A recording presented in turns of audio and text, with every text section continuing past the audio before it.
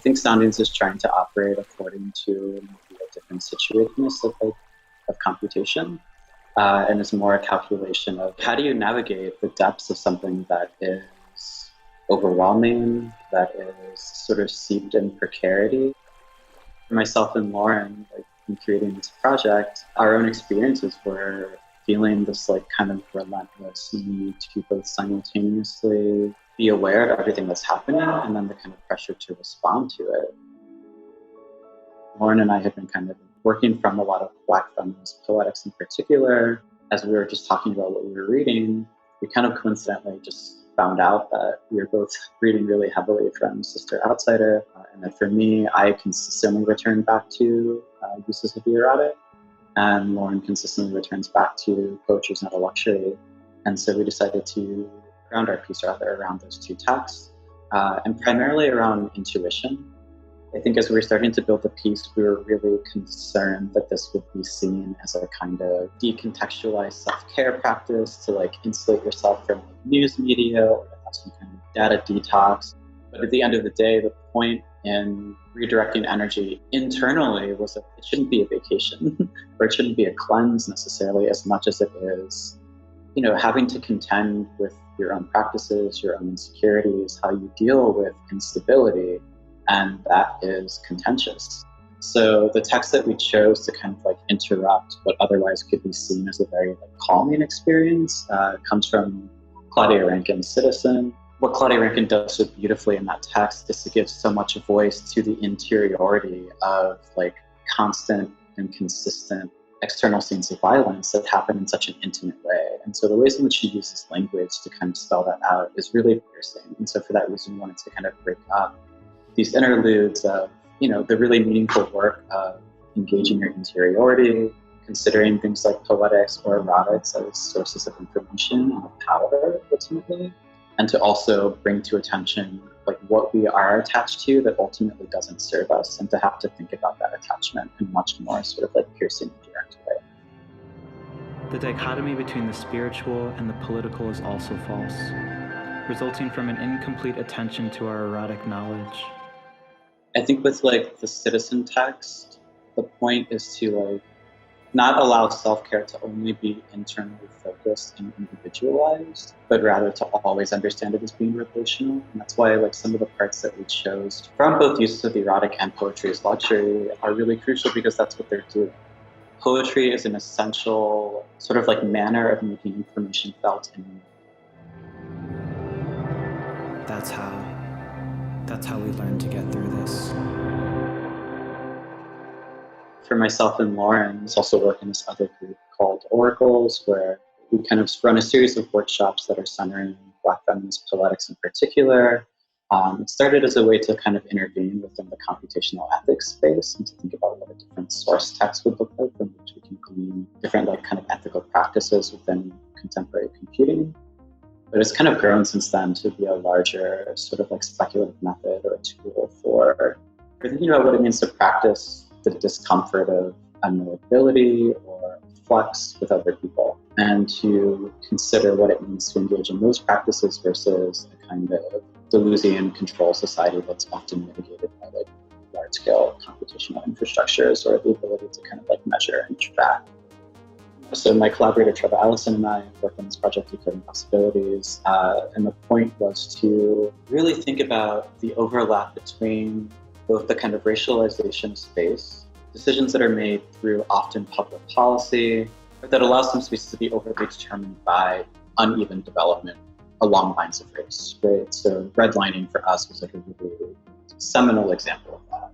So that what was understood as race or sort of country of origin, these were the metrics that systematically, dispossess people of the right to not even just own a home or accrue wealth, but to have control over literally where you live.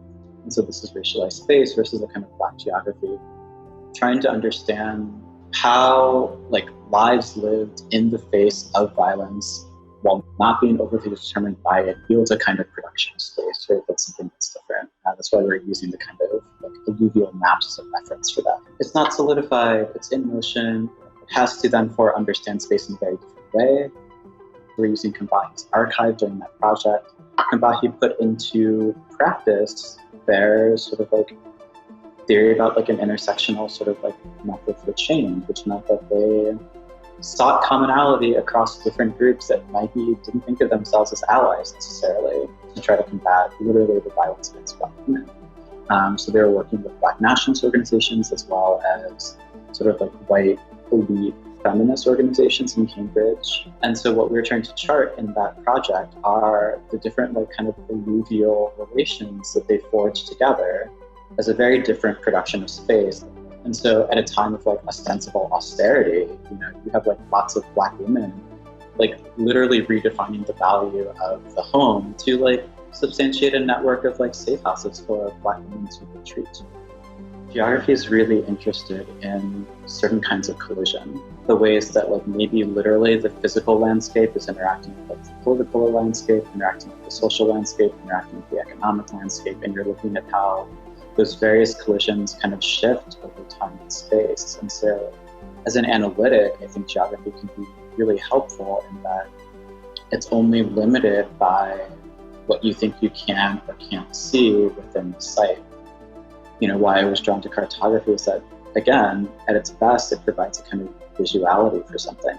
On the one side, it's literally the kind of meandering line, on the other, you see a kind of multicolored, live and meandering and entangled sort of like series of pathways that Mississippi has taken over time, which then, because of its visuality, gives us a very different understanding, not just of like what we think the river is, but it situates it as something that has agency, rather than something that is like literally formed off for the movement of bodies. Applied Wood makes a really beautiful observation about literally the controlling of Mississippi and the controlling of the Black enslaved populations being commensurable with each other, right? Because they're both demonstrations of a similar kind of power that needs to be put into place. So in both of these visualities, what I'm getting is that there's a very clear enaction of power in very particular reasons. Power either like situated within the map is something that spreads and sort of like allows sediment and soil to flow, versus like the power to levy the Mississippi and to make it sort of, you know, a throughway for racial capitalism at the time, both to allow for the clearing away of like native peoples from their lands and then to build up that land as like literally plantation economies. I wouldn't say that geography or mapping necessarily allows us to get to a place of like horizontality at all. I think at best it can expand what the kind of like ingredients or factors are there in trying to get to that place, and maybe provide us like some brief visuality to try to like kind of render it in a way. But that rendering is always going to be fleeting. It'll never kind of like stand the test of time, which I think is similar to the project of horizontality. Getting to that place is not a place of arrival. It's a place of kind of constant return, constant kind of remediation. And I think the other thing that's really helpful about geography, and this comes from Elizabeth Connelly's work, specifically when it's just thinking about the embankment, is that it's not a plurality. Like you have to deal with the materiality and quality, or you have to deal with the materiality of how things are unevenly allocated to be able to get to something that we think of as horizontality. And this maybe even throws horizontality out the window as the goal, but rather it's like, how do we differentially sort of like redistribute the material assets so that we all have a way of having access to living a life that's worth living, honestly, which would mean that it's not horizontal in that like your access to like the landscape or your access to like clean drinking water is going to be the same as mine if over time it's been like unevenly allocated in a way where I've only been drinking toxic water, right? Her point is that that means that you have to take your like rightful share of the toxic or poison, which I don't know if that's horizontality necessarily, but I think it is. It's a level of having to like contend with materiality that doesn't like escape into plurality, and I think that's a difficult task. I think if we're going to take seriously even suffering, then we have to take it seriously as something that's not constantly totalizing. Even people that are like continuously susceptible to premature death, as Black people, as people that did not have like citizenship, as people that are gay, as people that are like queer, as people that are trans, as people that are like femme in any understanding of the word, as people that are like undereducated, as people that are not able-bodied, right? People that are like constantly made susceptible to premature death or risk are still not completely constituted as just subjects of violence. Suffering never has that power of like overdetermination. Like alongside it are like constant pursuits to live a life that is not just determined by violence, which means that people come up with really amazing shit because they kind of have to. But to think of that as like the byproduct of suffering, like doesn't give those people actual agency, right? It treats them just as some byproduct of some violence, and then they just happened upon whatever thing came out of it. No, these are people that like are not unfamiliar with suffering. It's not as if that's like a surprise or not felt to them. In the face of it, like are also active in creating really amazing things because there's actually still a lot of life they're living.